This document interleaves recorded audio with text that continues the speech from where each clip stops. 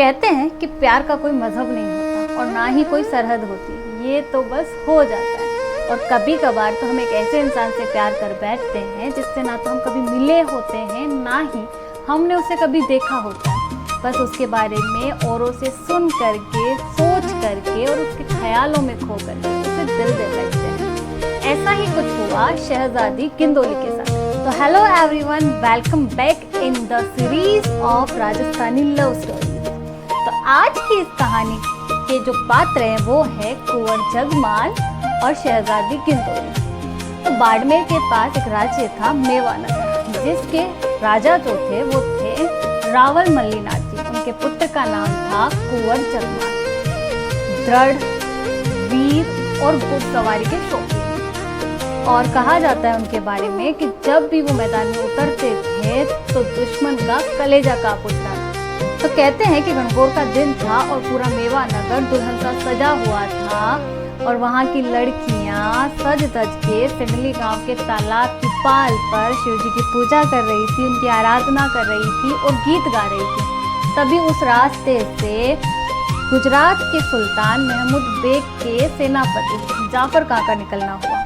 और जाफर खां जब अपनी सेना के साथ वहाँ से निकल रहा था तो उसकी नज़र जो है उन लड़कियों पर पड़ी और उसने उन्हें बंदी बनाने का सोच लिया और अपनी सेना को आदेश दिया कि तुम जा करके इन लड़कियों का अपहरण कर लो और उन्हें गुजरात ला करके सुल्तान के सामने प्रस्तुत कर दिया जाता है। और वहाँ से वो लड़कियाँ शहजादी गिंदोली की दासियाँ बन जाती हैं और वो लड़कियाँ शहजादी गिंदोली की दासियाँ बन करके उसकी सेवा चाकरी कर रही होती हैं। और उन लड़कियों को महल के झरोखों से बाहर देखने तक की इजाज़त नहीं थी, यानी कि उनका जीवन बंदियों से भी ज़्यादा दुर्भर था। उनका पूरा दिन शहजादी की सेवा चाकरी सभी में बीत रहा था। लेकिन कहते हैं ना कि जब तक इंसान के मन में उम्मीद रहती है वो हर एक चीज़ को पा ही लेता है। ऐसा ही कुछ उन लड़कियों के साथ था कि वो जो लड़कियां थी उनके मन में एक उम्मीद थी कि मेवानगर से कोई आएगा और उन्हें यहाँ से बचा करके ले जाएगा। और अक्सर वो आपस में बातें करती रहती थी, तब उनके मुंह से हमेशा कुंवर जगमाल का नाम निकलता था और वो कहती थी कि एक दिन हमारा भाई कुंवर जगमाल आएगा और हमें यहाँ से निकाल करके ले जाएगा। और जब वो आपस में ये बातें करती थी तो जगमाल का जो नाम है वो हमेशा गिंदोली के कानों में जाता था। और उसके बारे में सुन कर एक दिन उसने पूछ लिया कि तुम बार बार जगमाल का नाम लेती हो, ये जगमाल आखिर है कौन?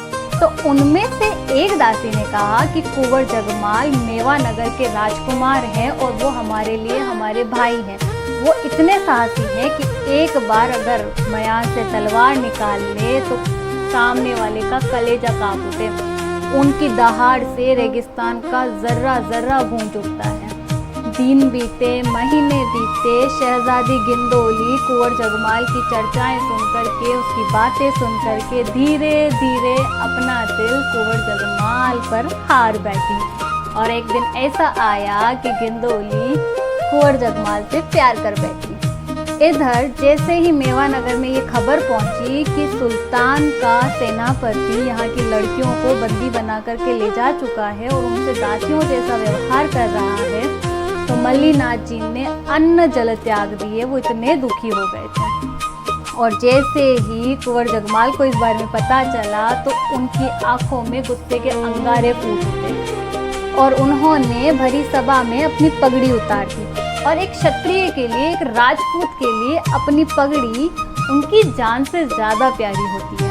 उन्होंने वो पगड़ी उतार करके रख दी और काली पगड़ी धारण कर ली और भरी सभा में ये प्रतिज्ञा ली कि रावल मल्लीनाथ का पुत्र कुंवर जगमाल ये प्रतिज्ञा करता है कि जब तक अपने राज्य की बेटियों को सुल्तान के चंगुल से छुड़ा करके नहीं ले आता तब तक ना तो मैं नए कपड़े पहनूंगा और ना ही मैं दाढ़ी बनवाऊंगा।